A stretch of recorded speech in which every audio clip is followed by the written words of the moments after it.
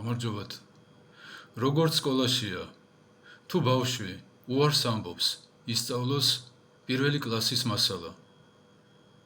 ის რა თქმა უნდა, ვერასოდეს ვერ გაიგებს, რას ასწავლიან მეორე კლასში, მესამე კლასში.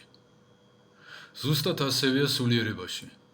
თუ ადამიანი უარს ამბობს მინიმალურ უცოდველობაზე, მინიმალურ მოღვაწეობაზე, ორჯერ ორი რომ 4-ია, ამის ისწავლაც თუ არ უნდა, რომ აბორტი მკვლელობაა, რომ კაცების გათხოვება არ შეიძლება, რომ ქურდობა ეს არ არის რესურსების ოპტიმიზაცია, რომ ქურდობაა.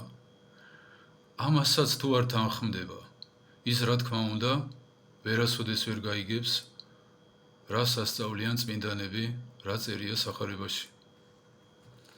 მაგრამ თუ ადამიანი გაბედავს ეშმაკთან კონფრონტაციას, რომ მოადგება დალიეო არ დალევს, რომ მოადგება მოწიეო არ მოწევს, მერე რა თქმა უნდა, ღმერთი მადლს მიანიჭებს და ბევრი ისეთ რამეს დაანახებს, რასაც ადრე უბრალოდ ვერ ხედავდა.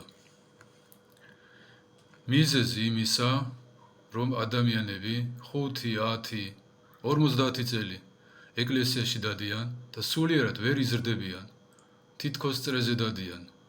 ეს არის, რომ ადამიანებს არ ეთმობათ ცოდვა, ვერ ბედავენ ეშმაკთან კონფრონტაციას,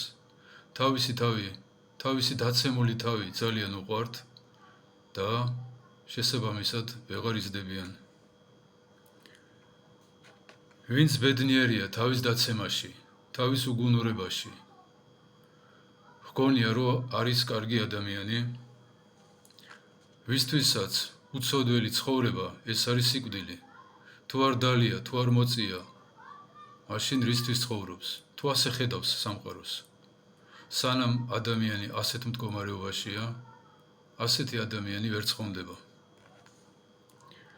ქრისტიანობა, სახარება თუ ადამიანისთვის დახურული წიგნია, სასუფეველიც, დაკეტილი სამეფოა. ჩვენ კი ღმერთს ვებარებოდეთ.